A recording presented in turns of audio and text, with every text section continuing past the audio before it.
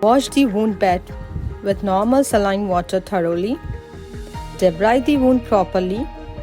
With little force, remove the slough. Now apply Synerheal Hydrogel to the wound bed to give moisture to the dead skin.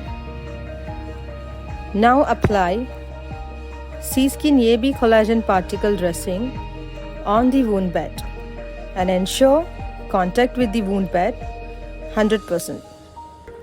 Cover with appropriate secondary dressing with a gauze and cover the wound properly.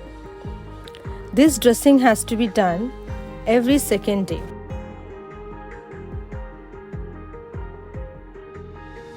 The first step is to clean the wound bed with saline water and then remove dead skin or slough if any, and dab dry the wound bed with sterile gauze.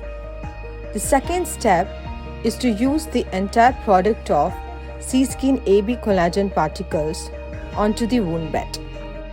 Now apply Synerheal gel above the particle dressing and cover with appropriate secondary dressing with a sterile gauze. This dressing has to be done every third day.